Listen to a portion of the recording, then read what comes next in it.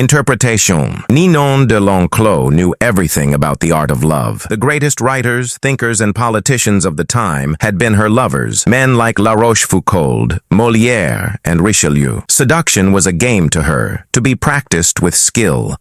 As she got older and her reputation grew, the most important families in France would send their sons to her to be instructed in matters of love. Ninon knew that men and women are very different, but when it comes to seduction, they feel the same. Deep down inside, they often sense when they are being seduced. But they give in because they enjoy the feeling of being led along. It is a pleasure to let go and to allow the other person to detour you into a strange country. Everything in seduction, however, depends on suggestion. You cannot announce your intentions or reveal them directly in words. Instead, you must throw your targets off the scent. To surrender to your guidance, they must be appropriately confused.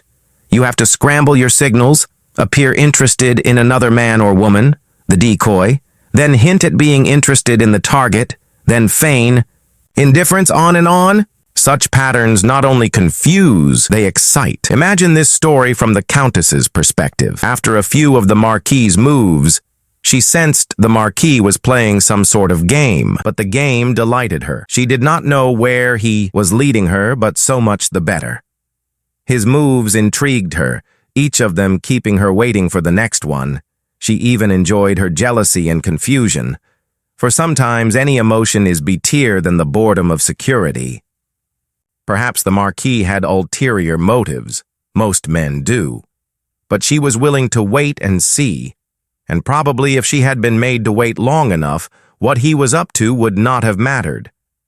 The moment the Marquise uttered that fatal word, love, however, all was changed. This was no longer a game with moves, it was an artless show of passion. His intention was revealed. He was seducing her. This put everything he had done in a new light. All that before had been charming now seemed ugly and conniving. The Countess felt embarrassed and used. A door closed that would never open again. Do not be held a cheat, even though it is impossible to live today without being one. Let your greatest cunning lie in covering up what looks like cunning. Balthazar Gracian, 1601-1658 Observance of the Law. In 1850, the young Otto von Bismarck, then a 35-year-old deputy in the Prussian parliament, was at a turning point in his career.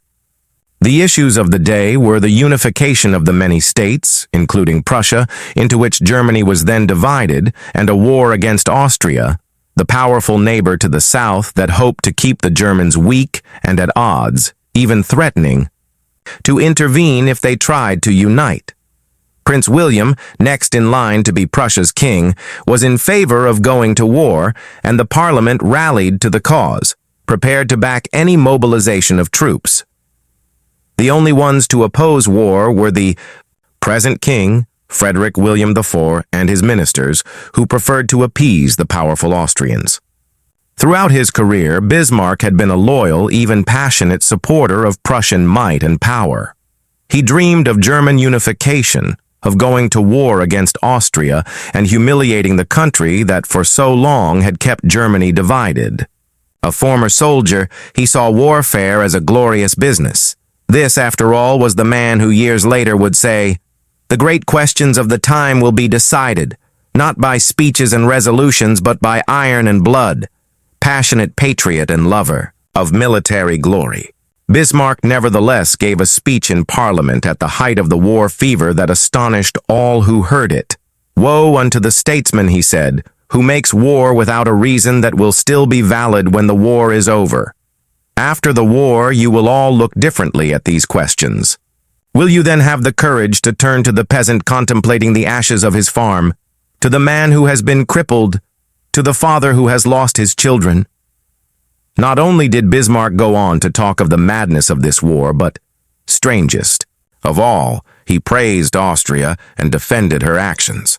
This went against everything he had stood for. The consequences were immediate. Bismarck was against the war. What could this possibly mean? Other deputies were confused, and several of them changed their votes. Eventually, the king and his ministers won out and war was averted a few weeks after Bismarck's infamous speech. The king, grateful that he had spoken for peace, made him a cabinet minister. A few years later, he became the Prussian premier. In this role, he eventually led his country and a peace-loving king into a war against Austria, crushing the former empire and establishing a mighty German state, with Prussia at its head. Interpretation. At the time of his speech in 1850, Bismarck made several calculations. First, he sensed that the Prussian military, which had not kept pace with other European armies, was unready for war. That Austria, in fact, might very well win, a disastrous result for the future. Second, if the war were lost and Bismarck had supported it, his career would be gravely jeopardized. The king and his conservative ministers wanted peace. Bismarck wanted power. The answer was to throw people off the scent by supporting a cause he detested, saying things he would laugh at if said by another. A whole country was fooled. It was because of Bismarck's speech that the king made him a minister, a position from which he quickly rose to be prime minister, attaining the power to strengthen the Prussian military and accomplish what he had wanted all along. The humiliation of Austria and the unification of Germany under Prussia's leadership. Bismarck was certainly one of the cleverest statesmen who ever lived, a master of strategy and deception. No one suspected what he was up to in this case. Had he announced his real intentions, arguing that it was better to wait now and fight later, he would not have won the argument, since most Prussians wanted war at that moment and mistakenly believed that their army was superior to the Austrians. Had he played up to the king, asking to be made a minister in exchange for supporting peace, he would not have succeeded either. The king would have distrusted his ambition and doubted his sincerity by being completely insincere and sending misleading signals. However, he deceived everyone, concealed his purpose, and attained everything he wanted. Such is the power of hiding your intentions. Keys to power. Most people are open books. They say what they feel, blurt out their opinions at every opportunity, and constantly reveal their plans and intentions. They do this for several reasons. First, it is easy and natural to always want to talk about one's feelings and plans for the future. It takes effort to control your tongue and monitor what you reveal. Second, many believe that by being honest and open, they are winning people's hearts and showing their good nature. They are greatly deluded. Honesty is actually a blunt instrument which bloodies more than it cuts. Your honesty is likely to offend people. It is much more prudent to tailor your words, telling people what they want to hear rather than the coarse and ugly truth of what you feel or think. More important, by being unabashedly open, you make yourself so predictable and familiar that it is almost impossible to respect or fear you, and power will not accrue to a person who cannot inspire such emotions. If you yearn for power, quickly, lay honesty aside and train yourself in the art of concealing your intentions. Master the art, and you will always have the upper hand. Basic to an ability to conceal one's intentions is a simple truth about human nature. Our first instinct is to always trust appearances. We cannot go around doubting the reality of what we see and hear, constantly imagining that appearances concealed something else would exhaust and terrify us. This fact makes it relatively easy to conceal one's intentions. Simply dangle an object you seem to desire, a goal you seem to aim for, in front of people's eyes, and they will take the appearance for reality. Once their eyes focus on the decoy, they will fail to notice what you are really up to. In seduction, set up conflicting signals, such as desire and indifference, and you not only throw them off the scent, you inflame their desire to possess you. A tactic that is often effective in setting up a red herring is to appear to support an idea or cause that is actually contrary to your own sentiments. Bismarck used this to great effect in his speech in 1850. Most people will believe you have experienced a change of heart, since it is so unusual to play so lightly with something as emotional as one's opinions and values. The same applies, for any decoyed object of desire. Seem to want something in which you are actually not at all interested, and your enemies will be thrown oil the scent, making all kinds of errors in their calculations. During the War of the Spanish Succession in 1711, the Duke of Marlborough, head of the English army, wanted to destroy a key French fort because it protected a vital thoroughfare into France. Yet he knew that if he destroyed it, the French would realize what he wanted to advance down that road. Instead, then, he merely captured the fort and garrisoned it with some of his troops, making it appear as if he wanted it for some purpose of his own. The French attacked the fort and the Duke let them recapture it. Once they had it back, though, they destroyed it, figuring that the Duke had wanted it for some important reason. Now that the fort was gone, the road was unprotected, and Marlborough could easily march into France. Use this tactic in the following manner. Hide your intentions not by closing up, with the risk of appearing secretive and making people suspicious, but by talking endlessly about your desires and goals, just not your real ones. You will kill. 3 birds with 1 stone. You appear friendly, open, and trusting.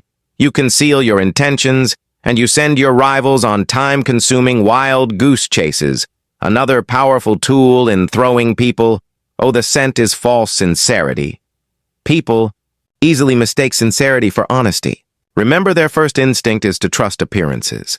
And since they value honesty and want to believe in the honesty of those around them, they will rarely doubt you or see through your act. Seeming to believe what you say gives your words great weight. This is how Iago deceived and destroyed Othello. Given the depth of his emotions, the apparent sincerity of his concerns about Desdemona's supposed infidelity, how could Othello distrust him? This is also how the great con artist Yellow Kid Weil pulled the wool over suckers' eyes. Seeming to believe so deeply in the decoyed object he was dangling in front of them, a phony stock, a touted racehorse, he made its reality hard to doubt. It is important, of course, not to go too far in this area. Sincerity is a tricky tool. Appear overpassionate and you raise suspicions. Be measured and believable, or your ruse will seem the put-on that it is. To make your false sincerity an effective weapon in concealing your intentions, espouse a belief in honesty and forthrightness as important social values. Do this as publicly as possible. Emphasize your position on this subject by occasionally divulging some heartfelt thought, though only one that is actually meaningless or irrelevant, of course. Napoleon. Minister Talleyrand was a master at taking people into his confidence by revealing some apparent secret. This feigned confidence, a decoy, would then elicit a real confidence on the other person's part. Remember, the best deceivers do everything they can to cloak their roguish qualities. They cultivate an air of honesty in one area to disguise their dishonesty in others. Honesty is merely another decoy in their arsenal of weapons. Part 2. Use smoke screens to disguise your actions. Deception is always the best strategy, but the best deceptions require a screen of smoke to distract people's attention from your real purpose. The bland exterior, like the unreadable poker face, is often the perfect smoke screen, hiding your intentions behind the comfortable and familiar. If you lead the sucker down a familiar path, he won't catch on when you lead him into a trap observance. Of the law, in 1910, a Mr. Sam Giesel of Chicago sold his warehouse business for close to $1 million. He settled down to semi-retirement and the managing of his many properties, but deep inside, he itched for the old days of deal-making. One day, a young man named Joseph Weil visited his office, wanting to buy an apartment he had up for sale. Giesel explained the terms. The price was $8,000, but he only required a down payment of $2,000. Weil said he would sleep on it, but he came back the following day and offered to pay the full $8,000 in cash if Giesel could wait a couple of days until a deal Weil was working on came through. Even in semi-retirement, a clever businessman like Giesel was curious as to how Weil would be able to come up with so much cash, roughly $150,000 today, so quickly. Weil seemed reluctant to say and quickly changed the subject, but Giesel was persistent.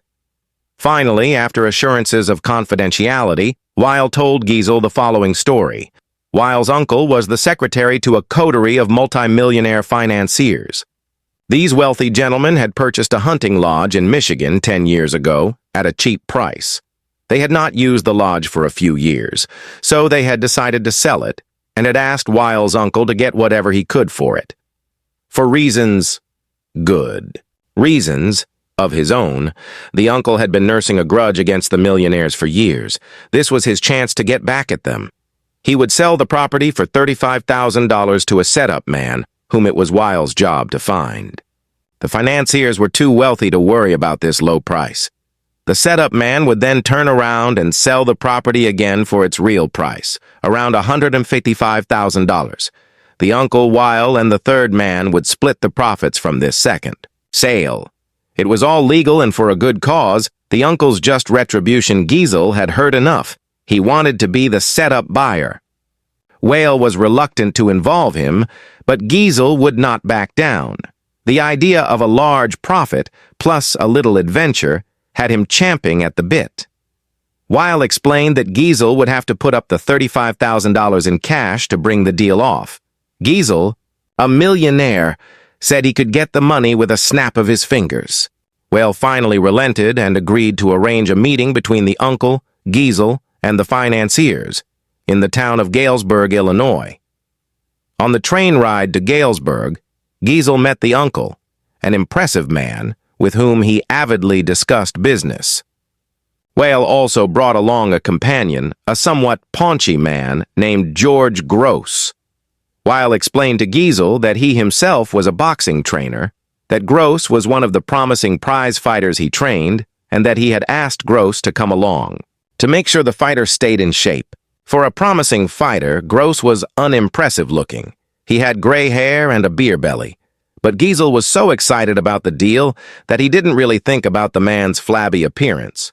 Once in Galesburg, Weil and his uncle went to fetch the financiers while Giesel waited in a hotel room with Gross, who promptly put on his boxing trunks. As Giesel half-watched, Gross began to shadow box. Distracted as he was, Giesel ignored how badly the boxer wheezed after a few minutes of exercise, although his style seemed real enough. An hour later, Weil and his uncle reappeared with the financiers, an impressive, intimidating group of men all wearing fancy suits. The meeting went well, and the financiers agreed to sell the lodge to Giesel, who had already had the $35,000 wired to a local bank. This minor business now settled, the financiers sat back in their chairs and began to banter about high finance, throwing out the name F. P. Moore Greene, as if they knew the man. Finally, one of them noticed the boxer in the corner of the room. Weil explained what he was doing there.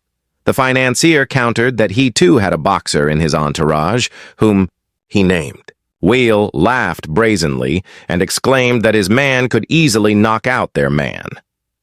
Conversation escalated into argument. In the heat of passion, Weil challenged the men to a bet. The financiers eagerly agreed and left to get their man ready for a fight the next day. As soon as they had left, the uncle yelled at Weil right in front of Giesel. They did not have enough money to bet with, and once the financiers discovered this, the uncle would be fired. Weil apologized for getting him in this mess, but he had a plan. He knew the other boxer well, and with a little bribe, they could fix the fight. But where would the money come from for the bet? The uncle replied. Without it, they were as good as dead. Finally, Giesel had heard enough. Unwilling to jeopardize his deal with any ill will, he offered his own $35,000 cash for part of the bet. Even if he lost that, he would wire for more money and still make a profit on the sale of the lodge. The uncle and nephew thanked him. With their own $15,000 and Giesel's $35,000, they would manage to have enough for the bet. That evening, as Giesel watched the two boxers rehearse the fix in the hotel room, his mind reeled at the killing he was going to make from both the boxing match and the sale of the lodge. The fight took place in a gym the next day. Well handled. The cash, which was placed for security in a locked box. Everything was proceeding as planned in the hotel room. The financiers were looking glum at how badly their fighter was doing, and Giesel was dreaming about the easy money he was about to make. Then suddenly, a wild swing by the Linné 1CA's fighter hit Gross hard in the face, knocking him down. When he hit the canvas, blood spurted from his mouth. He coughed, then lay still. One of the financiers, a former doctor, checked his pulse. He was dead. The millionaires panicked. Everyone had to get out before the police arrived. They could all be charged with murder. Terrified, Giesel hightailed it out of the gym and back to Chicago, leaving behind his $35,000, which he was only too glad to forget, for it seemed a small price to pay to avoid being implicated in a crime. He never wanted to see Weil or any of the others again. After Giesel scurried out, Gross stood up under his own steam. The blood that had spurted from his mouth came from a ball filled with chicken blood and hot water that he had hidden in his cheek. The whole affair had been masterminded by Weil, better known as the Yellow Kid, one of the most creative con artists in history. Weil split the $35,000 with the financiers and the boxers, all fellow con artists, a nice little profit for a few days' work. Interpretation. The Yellow Kid had staked out Giesel as the perfect sucker long before he set up the con. He knew the boxing match scam would be the perfect ruse to separate Giesel from his money quickly and definitively. But he also knew that if he had begun by trying to interest Giesel in the boxing match, he would have failed miserably. He had to conceal his intentions and switch attention, create a smokescreen. In this case, the sale of the lodge on the train ride, and in the hotel room, Giesel's mind had been completely occupied with the pending deal, the easy money, the chance to hobnob with wealthy men. He had failed to notice that Gross was out of shape and middle-aged at best. Such is the distracting power of a smokescreen. Engrossed in the business deal, Giesel's attention was easily diverted to the boxing match, but only at a point when it was already too late for him to notice the details that would have given Gross away. The match, after all, now depended on a bribe rather than on the boxer's physical condition. And Giesel was so distracted at the end by the illusion of the boxer's death that he completely forgot about his money. Learn from the Yellow Kid. The familiar, inconspicuous front is the perfect smokescreen. Approach your mark with an idea that seems ordinary enough. A business deal, financial intrigue. The sucker's mind is distracted, his suspicions allayed. That is when you gently guide him onto the second path, the slippery slope down which he slides helplessly into your trap. Observance of the law.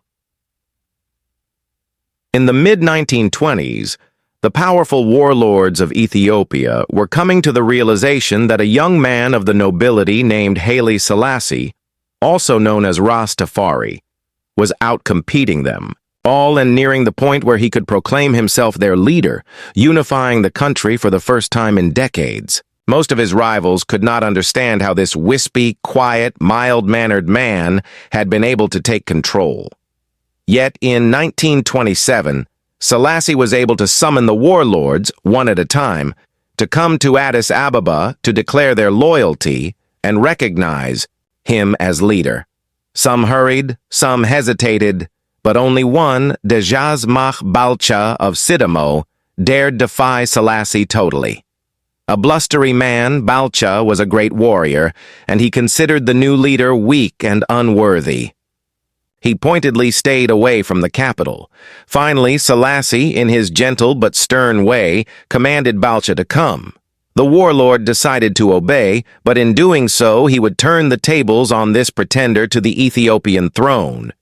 He would come to Addis Ababa at his own speed, and with an army of 10,000 men, a force large enough to defend himself, perhaps even start a civil war. Stationing this formidable force in a valley 3 miles from the capital, he waited as a king would. Selassie would have to come to him. Selassie did indeed send emissaries, asking Balcha to attend an afternoon banquet in his honor. But Balcha, no fool, knew history.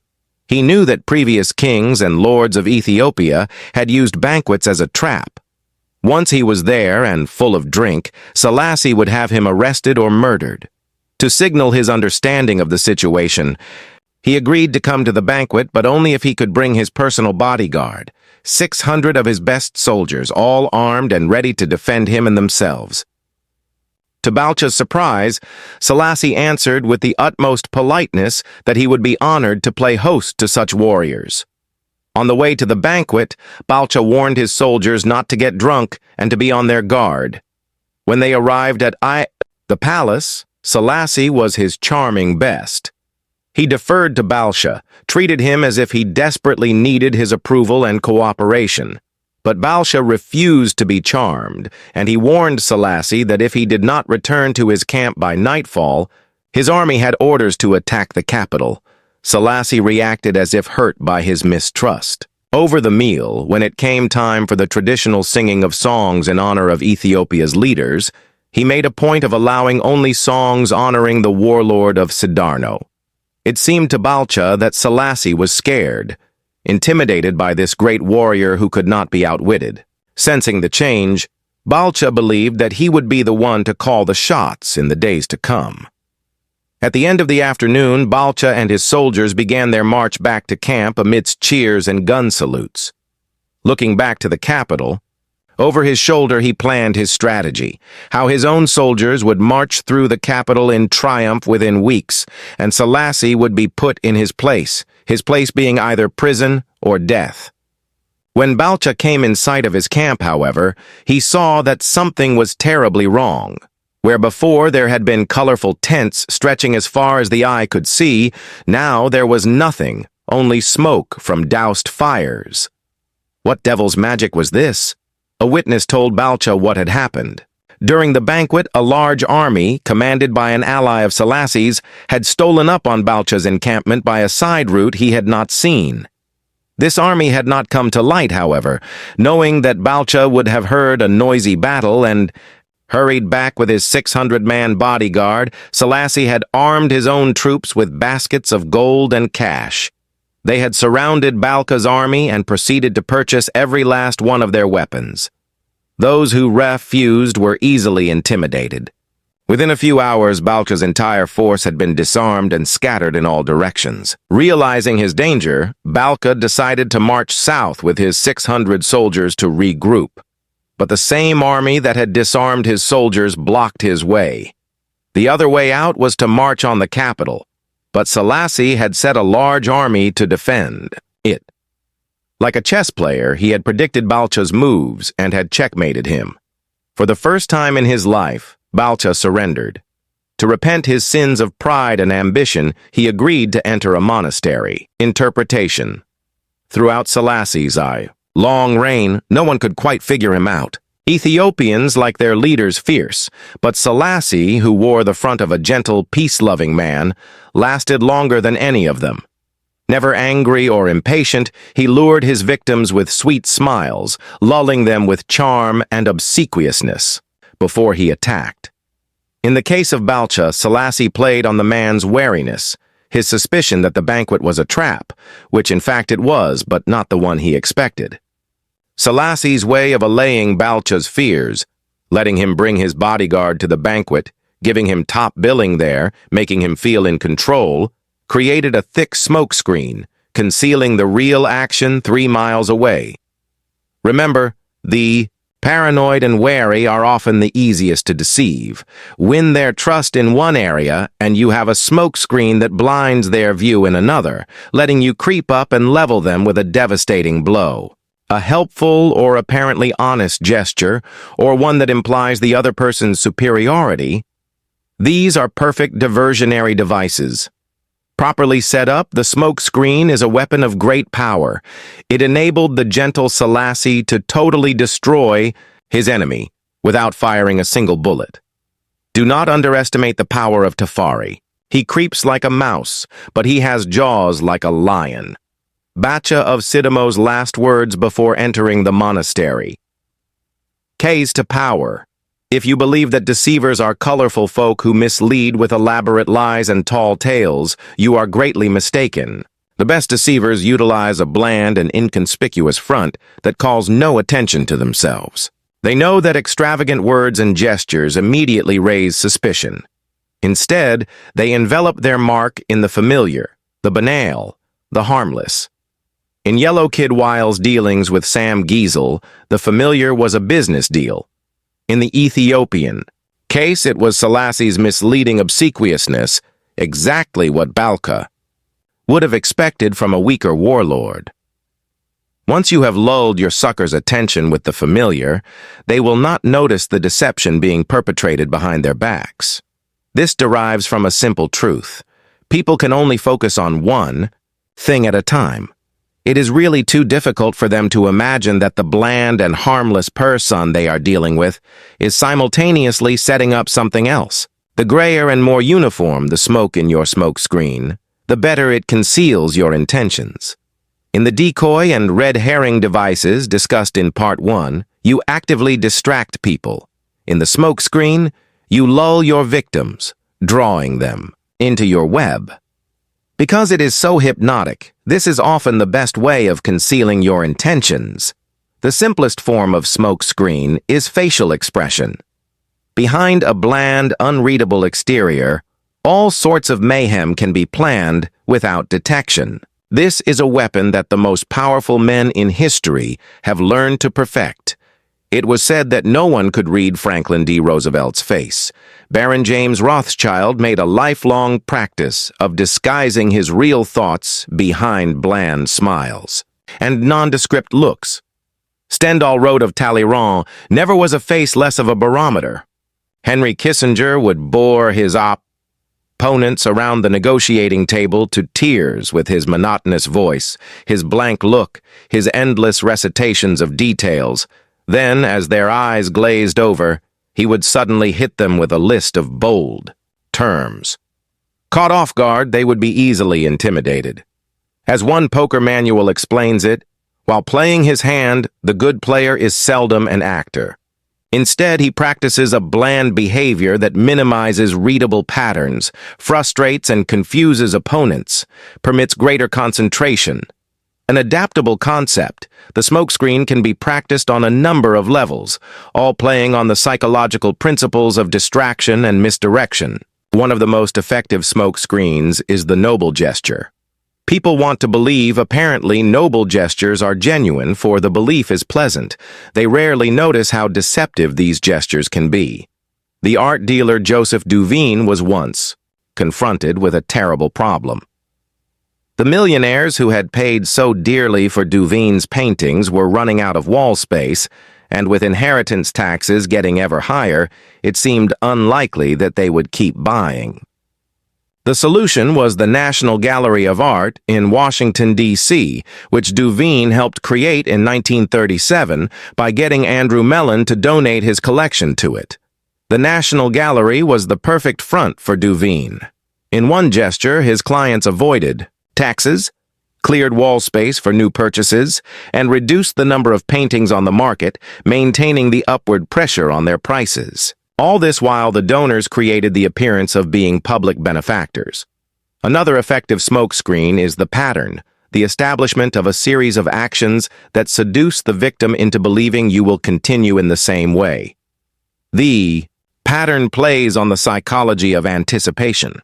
Our behavior conforms to patterns, or so we like to think. In 1878, the American robber baron Jay Gould created a company that began to threaten the monopoly of the telegraph company Western Union. The directors of Western Union decided to buy Gould's company up. They had to spend a hefty sum, but they figured they had managed to rid themselves of an irritating competitor. A few months later, though, Gould was at again, complaining he had been treated unfairly. He started up a second company to compete with Western Union and its new acquisition. The same thing happened again. Western Union bought him out to shut him up. Soon the pattern began for the third time, but now Gould went for the jugular. He suddenly staged a bloody takeover struggle and managed to gain complete control of Western Union. He had established a pattern that had tricked the company's directors into thinking his goal was to be bought out at a handsome rate. Once they paid him off, they relaxed and failed to notice that he was actually playing for higher stakes. The pattern is powerful in that it deceives the other person into expecting the opposite of what you are really doing. Another psychological weakness on which to construct a smokescreen is the tendency to mistake appearances for reality. The feeling that if someone seems to belong to your group, their belonging must be real. This habit makes the seamless blend a very effective front. The trick is simple. You simply blend in with those around you. The better you blend, the less suspicious you become. During the Cold War of the 1950s and 60s, as is now notorious, a slew of British civil servants passed secrets to the Soviets. They went undetected for years because they were apparently decent chaps, had gone to all the right schools, and fit the old boy network perfectly. Blending in is the perfect smokescreen for spying. The better you do it, the better you can conceal your intentions. Remember, it takes patience and humility to dull your brilliant colors, to put on the mask of the inconspicuous. Do not despair at having to wear such a bland mask.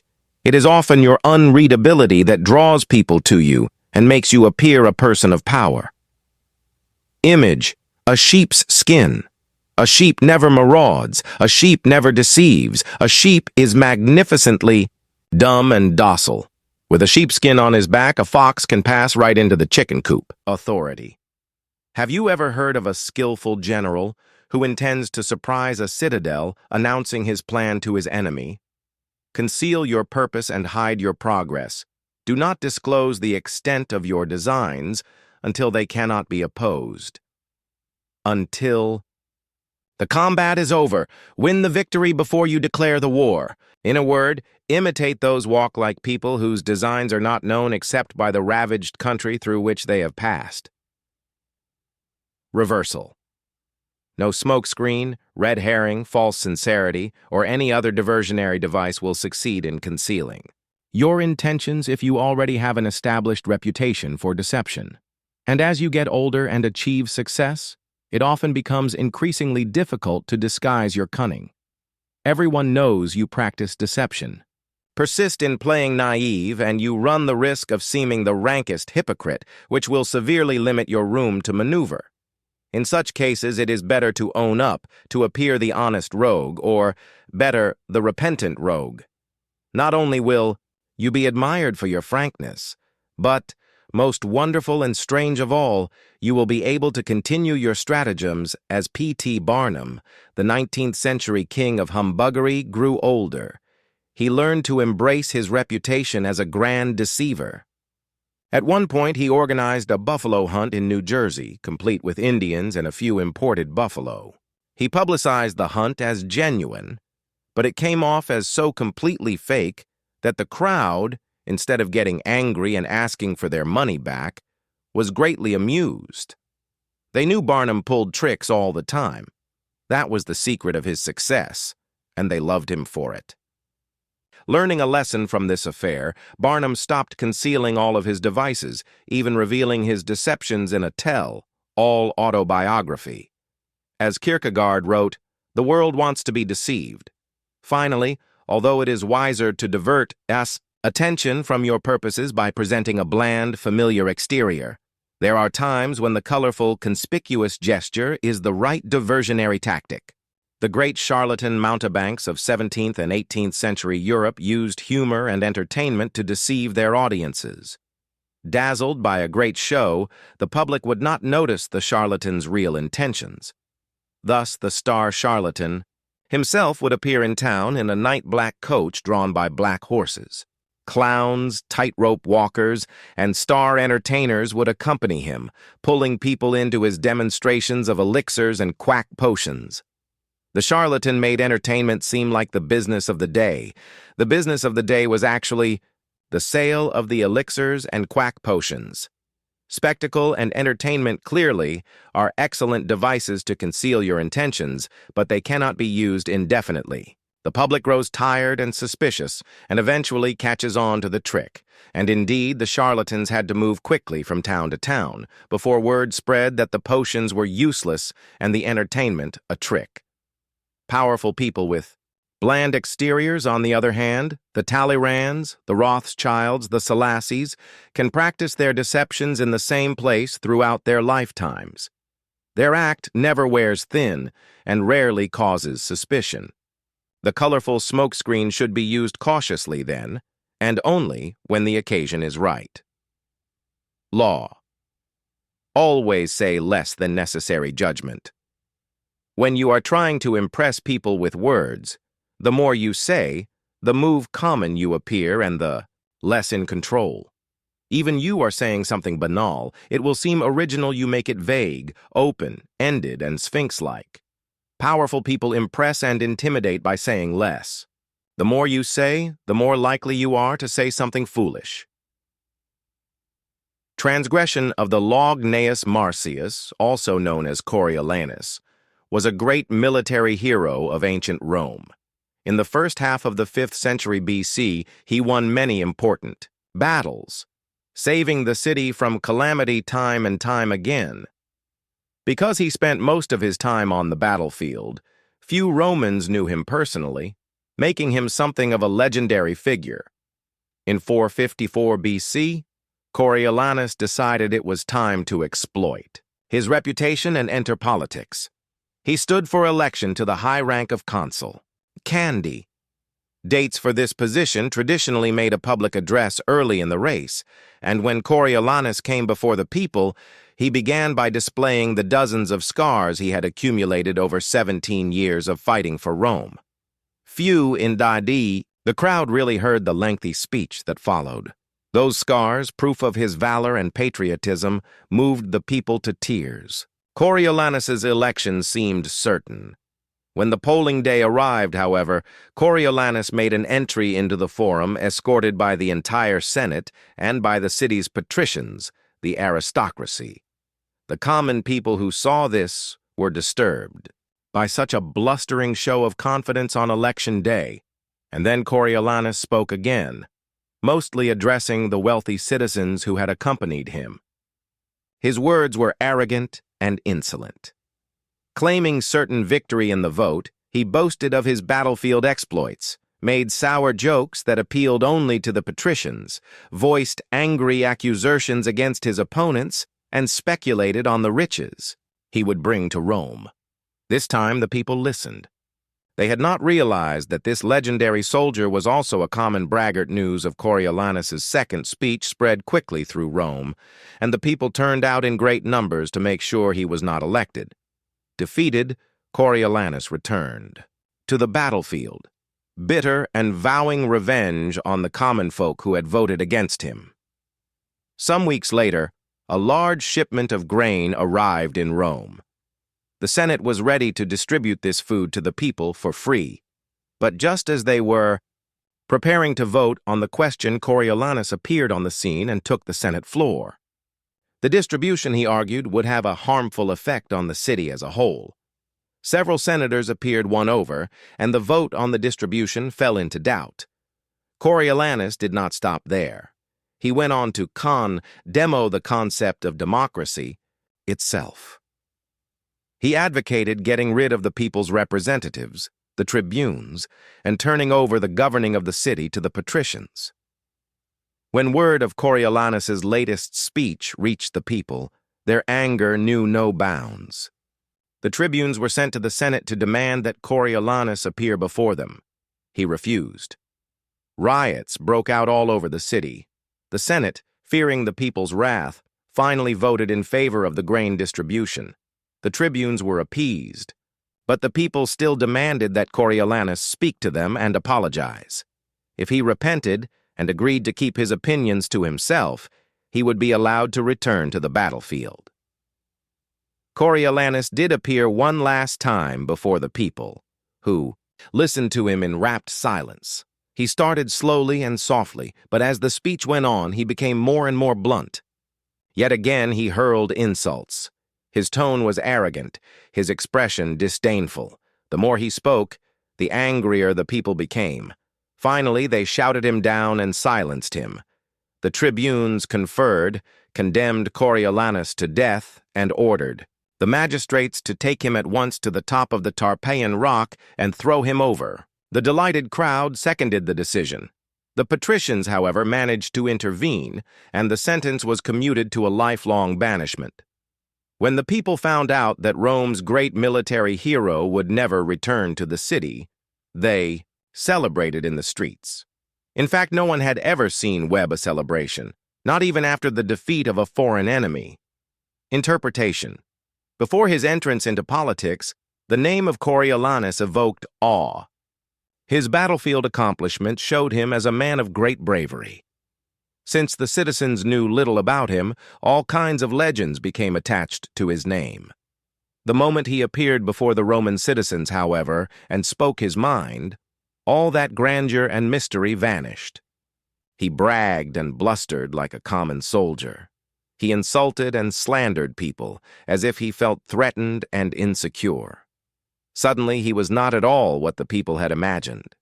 The discrepancy between the legend and the reality proved immensely disappointing to those who wanted to be naive in their hero.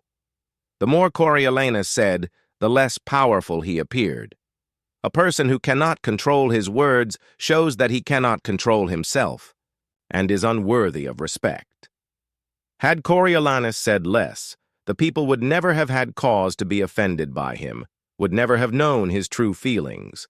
He would have maintained his powerful aura, would certainly have been elected consul, and would have been able to accomplish his anti-democratic goals. But the human tongue is a beast that few can master. It strains constantly to break out of its cage, and if it is not tamed, it will run wild and cause you grief. Power cannot accrue to those who squander their treasure of words. Oysters open completely when the moon is full, and when the crab sees one, it throws a piece of stone or seaweed into it, and the oyster cannot close again, so that it serves the crab for meat. Such is the fate of him who opens his mouth too much and thereby puts himself at the mercy of the listener. Leonardo da Vinci, 1452-1519 Observance of the Law. In the court of Louis XIV, nobles and ministers would spend days and nights debating issues of state. They would confer, argue, make and break alliances, and argue again, until finally the critical moment arrived. Two of them would be chosen to represent the different sides to Louis himself, who would decide what should be done. After these persons were chosen, everyone would argue some more. How should the issues he phrased? What would appeal to Louis? What would annoy him? At what time of day should the representatives approach him, and in what part of the Versailles Palace? What expression should they have on their faces? Finally, after all this was settled, the fateful moment would finally arrive. The two men would approach Louis, always a delicate matter, and when they finally had his ear, they would talk about the issue at hand, spelling out the options in detail. Louis would listen in silence, a most enigmatic look on his face. Finally, when each had finished his presentation and had asked for the king's opinion, he would look at them both and say, "I shall see." Then he would walk away. The ministers and courtiers would never hear another word on this subject. From the king, they would simply see the result weeks later when he would come to a decision and act. He would never bother to consult them on the matter again. Interpretation.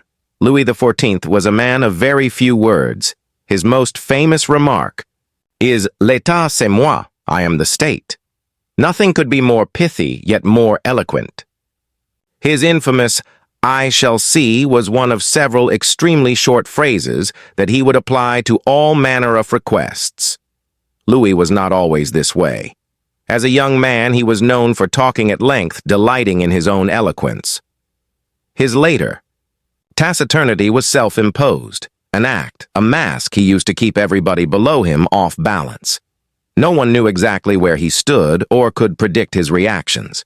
No one could try to deceive him by saying what they thought he wanted to hear, because no one knew what he wanted to hear.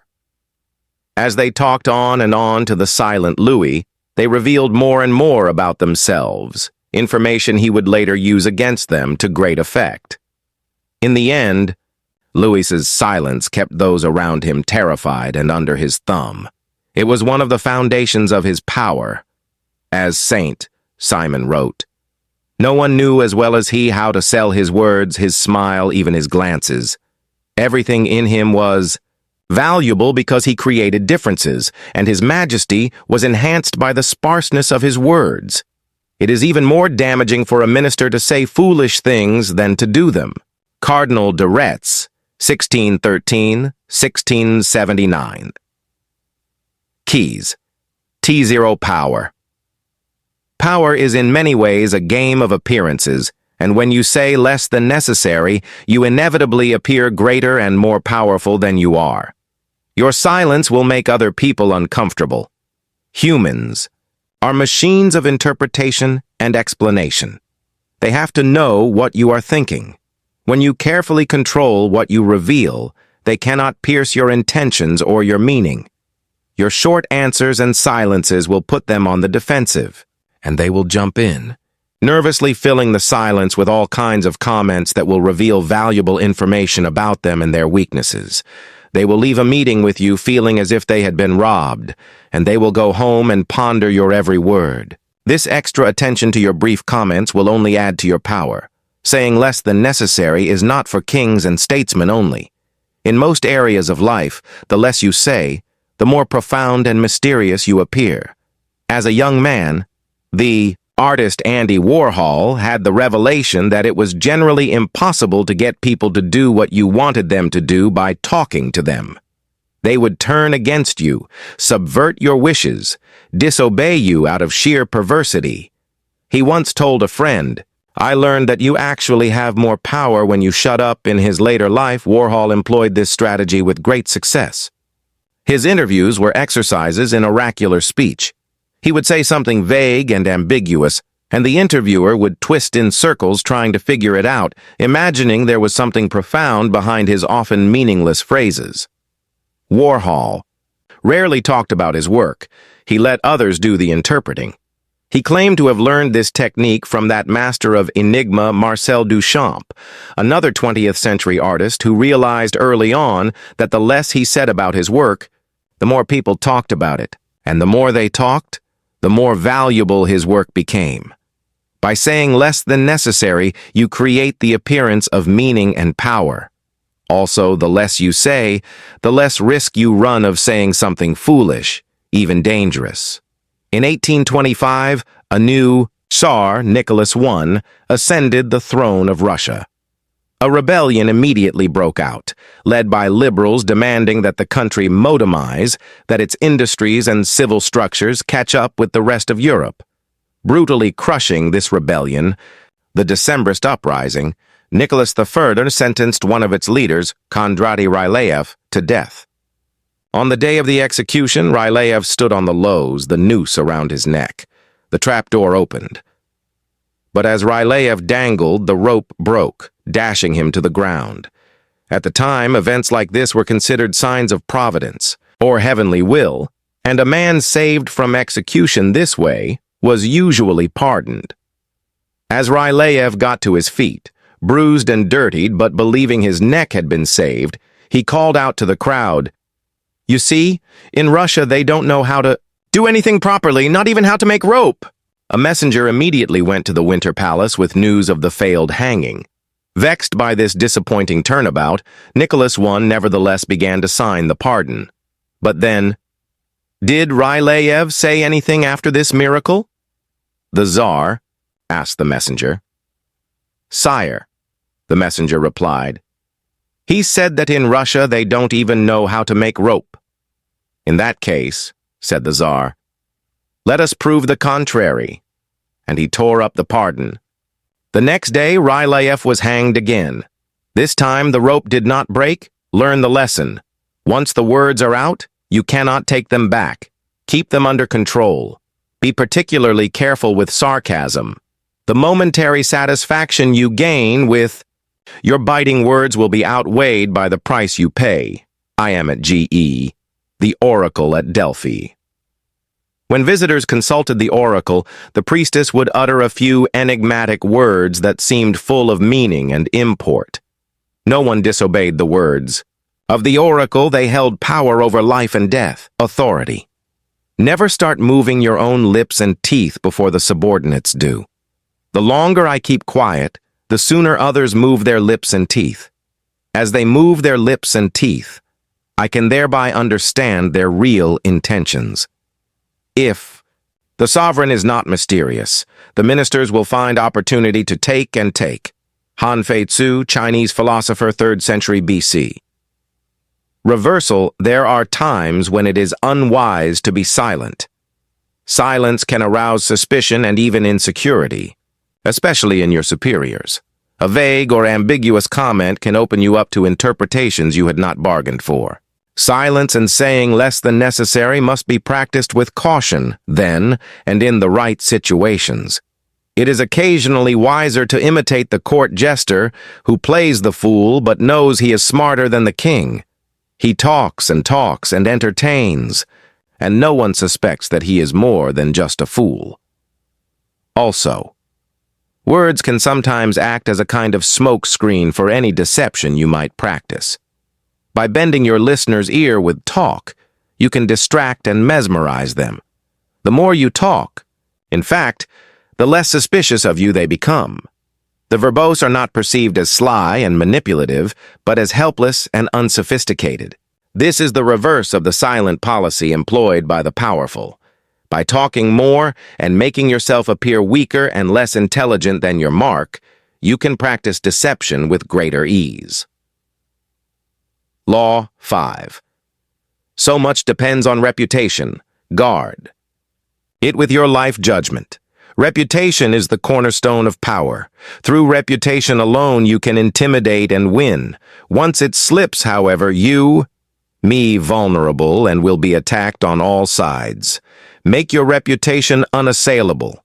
Always be alert to potential attacks and thwart them before they happen.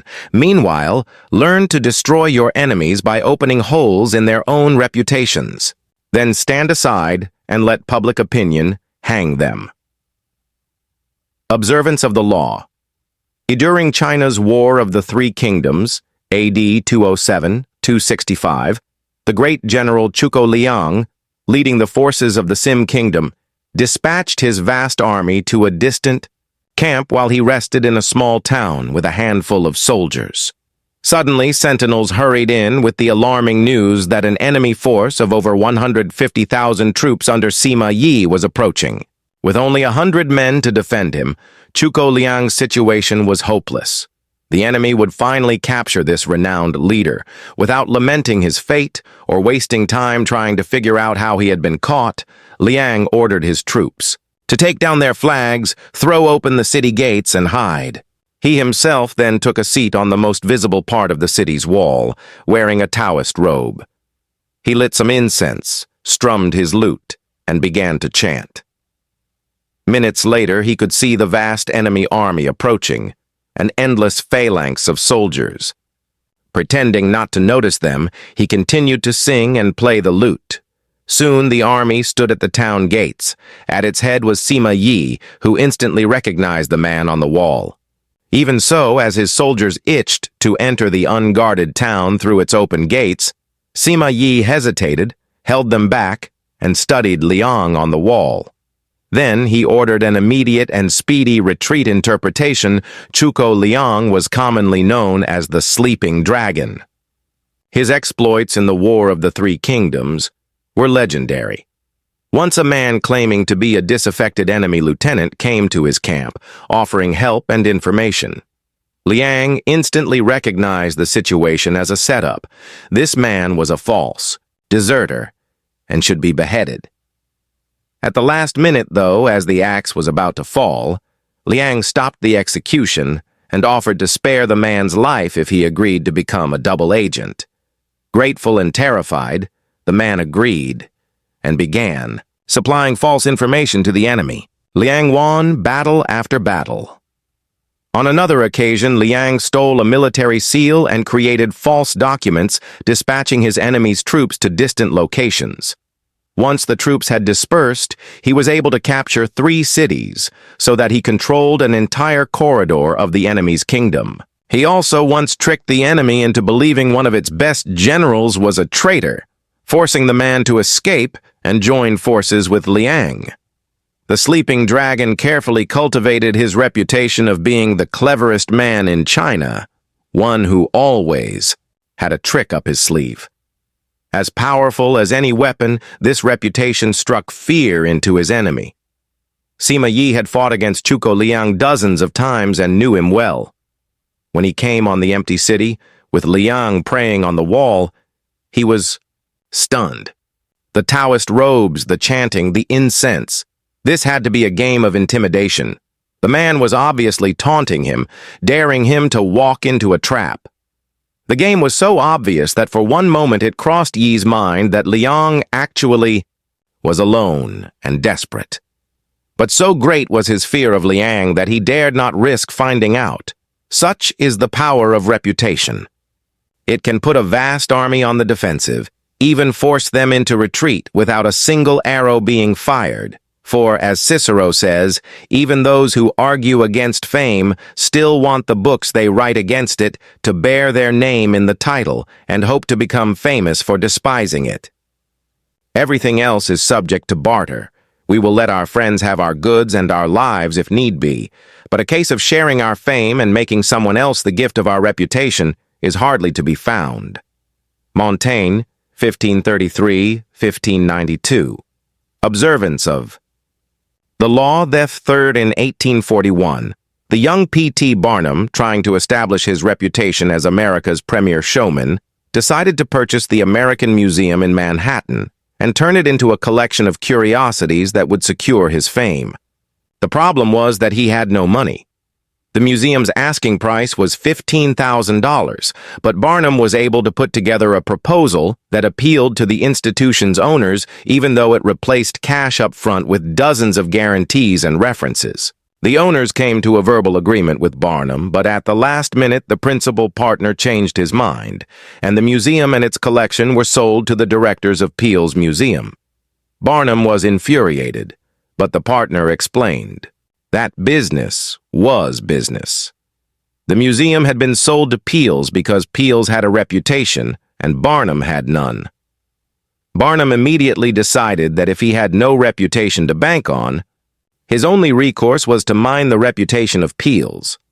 Accordingly, he launched a letter-writing campaign in the newspapers, calling the owners a bunch of broken-down bank directors who had no idea how to run a museum or entertain people. He warned the public against buying Peale's stock, since the business's purchase of another museum would invariably spread its resources thin. The campaign was effective, the stock plummeted, and with no more confidence in Peale's track record and reputation, the owners of the American Museum reneged on their deal and sold the whole thing to Barnum. It took years for Peale's to recover, and they never forgot what Barnum had done.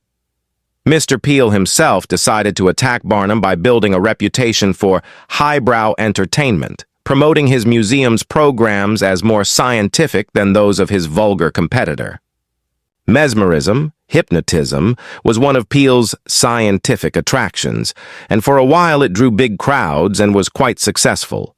To fight back, Barnum decided to attack Peale's reputation yet again. Barnum organized a rival mesmeric performance, in which he himself apparently put a little girl into a trance. Once she seemed to have fallen deeply under, he tried to hypnotize members of the audience, but no matter how hard he tried, none of the spectators fell under his spell, and many of them began to laugh.